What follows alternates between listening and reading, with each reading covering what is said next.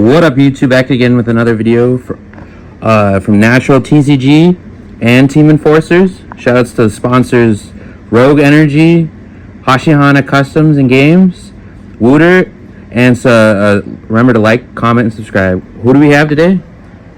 We have Ken. And CJ from Anti-Yami. Yes, sir. Link in the description below. Thank you. All right.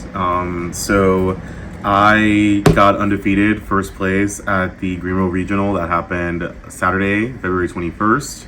And I am going to show you my deck profile. All right, let's dive in and find out. All right, so first off, we have a 3 Cool Tune Q. So you got to play 3 of these, 3 Rico, standard, 3 mix, and then you do play clip. I decided to play 2 instead of 3. I just think 2 is just the right number right now. Perhaps in the post-Blazing Dominion, you play 3, but for the moment, I didn't want to high roll clip with Rico. I just thought it was just not necessary, so just 2 is fine. I would like to add with this too.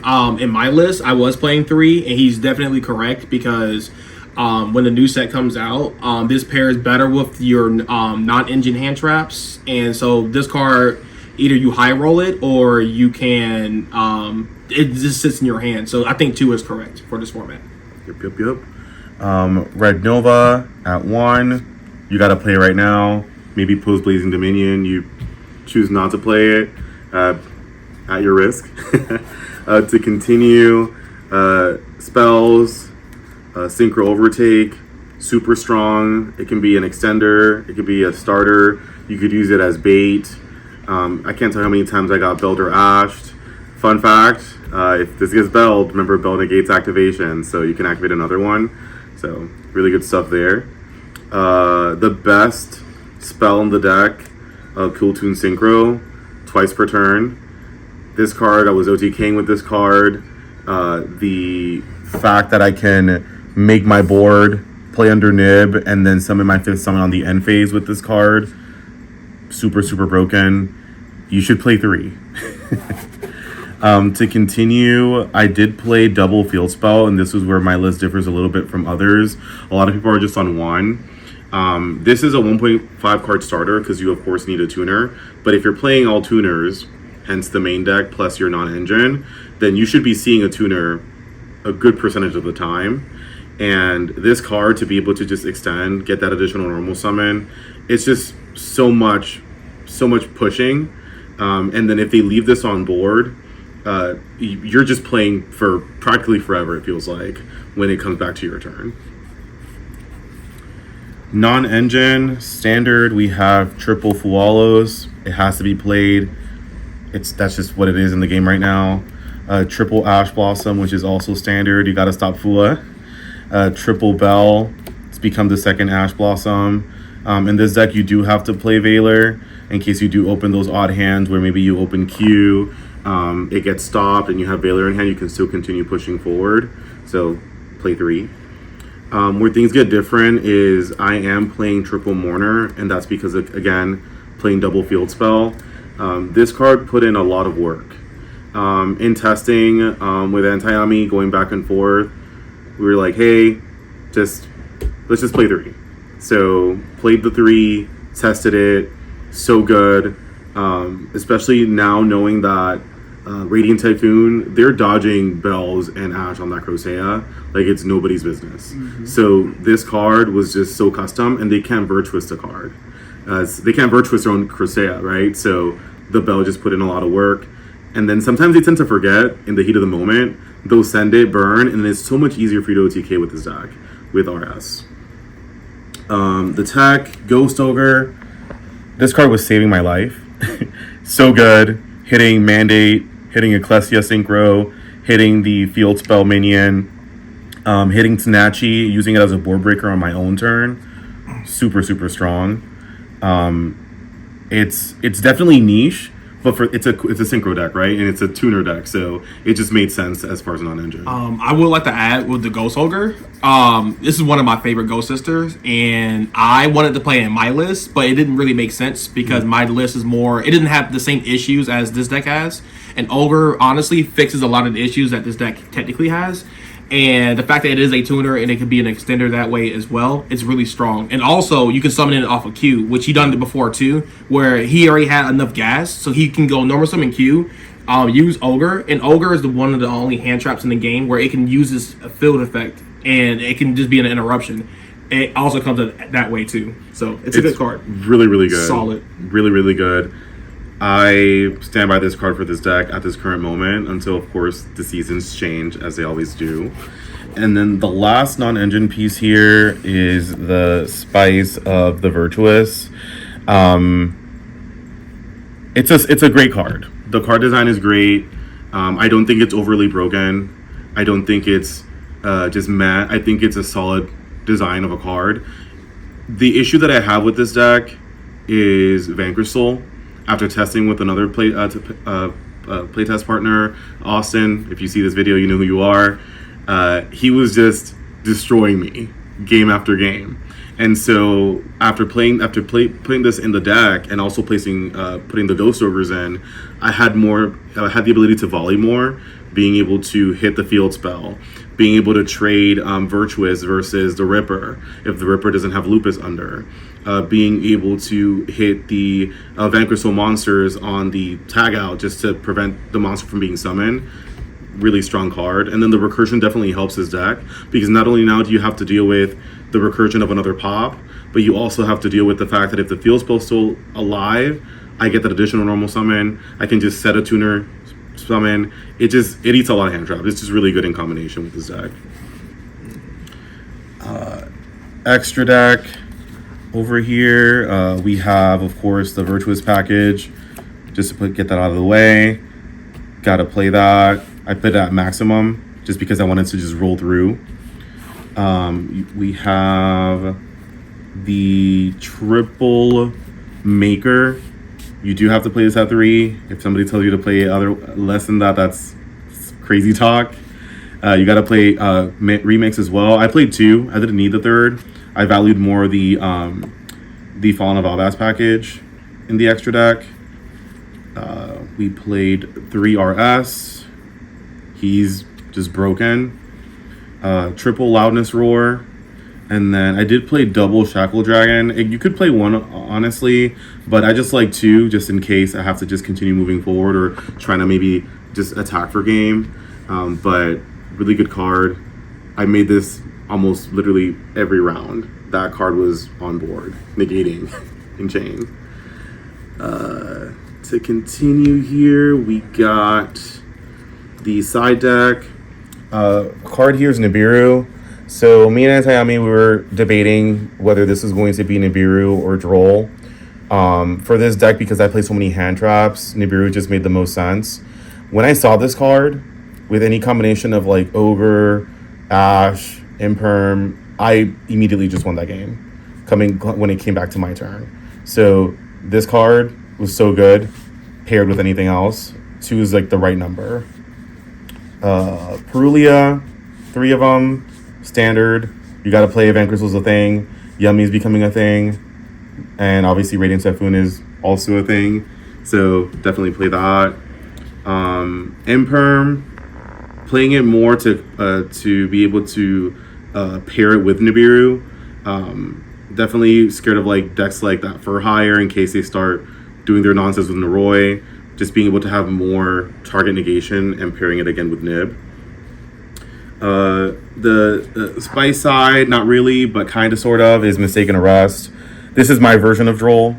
So with Cool Tune, the fun fact about it is that obviously you get to add from the graveyard. You get to summon from the grave. So once you have Mix, Rico, maybe even Clip and Q in rotation in your graveyard, you're still playing even if you activate this on your opponent's turn. Very, very strong against Radiant Typhoon. I was playing the Solemn Brigade, like 2 Warnings and a Judgment, or like the 2 Dragon's Mind and Judgment. But MST is a real thing in 2026. So I think it'll continue to be a real thing for the next couple months onward. So I just didn't want to play something that would just die to that MST, and I think this was a lot better. The one call by, just an extra card to do shenanigans with. And then the Cosmic Cyclone at 3. Again, me and Time, we were talking about this as well. I originally had like a Droplets Lightning Storm scenario, but by changing it up a little bit and not having enough space in the side deck, this just seems fair. One against Radiant Typhoon to be able to chain to prevent the mandate from actually resolving, but then also just to hit the die-fi. This deck loses to that. So if I don't have a tuner engrave when the die-fi hits, to make RS and then negate it, that's the only way that I can out it per se. This is like a sure out to the die-fi. That's the scariest thing for this deck. And that is the profile. All right. Do you have any shoutouts?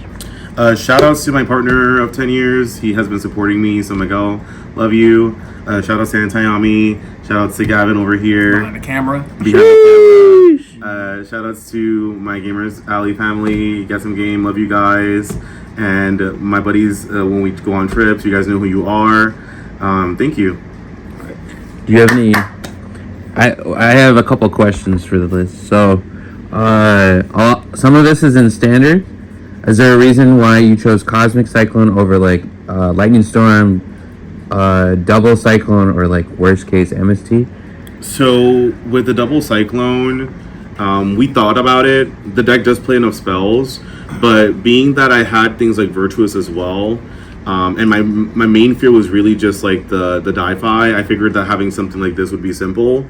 Now with Lightning Storm, the issue with that is I had to pair it more with Droplets, and so I had to high roll 2 cards going second, and that didn't seem very reasonable in a hand trap deck. And so when you have decks like Exo Sisters that are on board and the Carmel can negate the Lightning Storm, or you have decks like Radiant Typhoon or Yummy variants that are playing the Mandate and they can just negate the Lightning Storm, if I don't have that Droplets, it becomes very inconvenient. This low-key could have been MST, but I chose Cosmic because you just banish stuff and it just does its work. I also like to add too, because the style of this deck is a 1-for-1 trade type of deck, and it actually GameStop trades your opponent when they get into those trade scenarios. So whenever you get into a grind game, and I play against them a lot, it pretty much feels over. And these Cosmic Cyclones, just being a 1-for-1 slow, like grinding with your opponent is really, really good. So when they start activating their Cool Tune stuff, it trades with more and more of their stuff. And then once they set up like a little tiny M board, they swing a lot of momentum back on their side. So I thought the Cosmics were a little bit better because the only card he was really scared of really was Die-Fi. That really was true. Everything else, it didn't really matter. It just trade 1-for-1, like the Yummy Fill spell, the Mandate. It just did what it needed to do. Once you start playing, it was pretty much over. Yep. So, is there a reason you didn't play like the I guess it's kind of standard by this point, but the Gamma package, you didn't play the Gamma package, and is there a reason you didn't main Perulia? So with the Gamma package, it's funny that you say that because for the YCS, I did play it. It was something that I was going back and forth with, and Anthony can talk to you about that as well. It was a struggle going through the back and forth on the Gamma. I played it at the YCS. It performed great. But what I noticed was, unfortunately, and you do get variance sometimes by yourself, I did not want to get variance on the driver.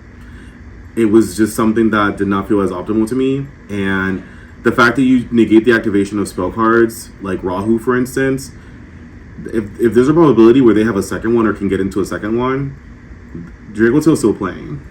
If you're hard negating these activation of these cards that can only be activated once per turn, they're going through. So Radiant Typhoon, it wasn't really doing as much as I thought it would. And I'm only playing 2-clip.